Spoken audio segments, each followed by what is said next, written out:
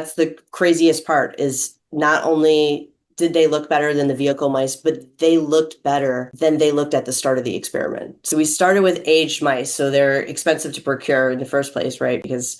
And then we had about 30 mice per group, and then the reason we use aged mice because we wanted to have a clinically relevant testing protocol. We wanted something that could, be a starting point for translation in human patients. Well, let's try a therapeutic intervention when we have mice that are the equivalent of human age 60 to 65 years old. And so that's what we did. We designed an experiment where we gave the mice high dose psilocybin once a month, and we did that for a total of 10 months. Yeah, they were 19 months old.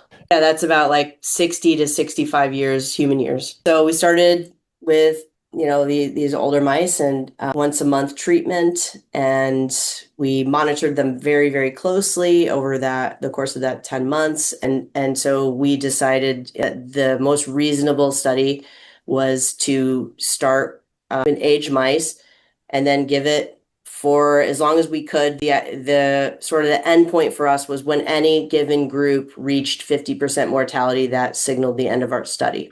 You're giving retirement age mice, let's say, a relatively high dose of psilocybin. Before we get to the result, you're giving it once a month. And so what is a high dose here, and how are you administering it?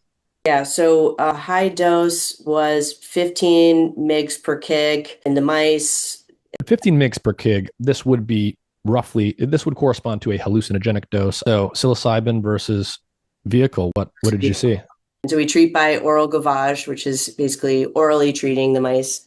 And yeah, so we saw that again, because we've tagged these mice or have tags, we are literally monitoring each individual mouse on an almost daily basis. And we started seeing right away, very early on, we started seeing that the mice just seemed to look better. They seemed healthier, and I don't know exactly how to quantify that, except for that it's something that all of us in the lab seemed to notice right away. You have a picture in the paper, and it doesn't take a trained expert to see that there's a difference here. Like the fur is shinier, general anatomy and structure, their gait, their fur healthiness. Like these mice definitely look different. You can see, hey, well, look, this mouse that had a bald spot has grown back its hair, and this mouse that had white hair. Yeah. And it actually improves over the course of like 10 months. That's the craziest part is not only did they look better than the vehicle mice, but they looked better than they looked at the start of the experiment. So right. Younger than when they started at the end of this experiment 10 months later. So when 50% of the control mice had died, only 80% of the psilocybin mice were still alive. So there was a significant improvement in survival. You're looking at the mice from about 19 months, which is already old. That's a 60 to 65-year-old human, roughly speaking.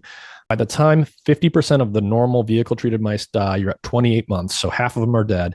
At that point, almost all of the psilocybin mice, 8 out of 10 of them, are still alive. 50% still alive versus 50%. So that would be, and in this field, that would be a pretty big effect size, I would imagine.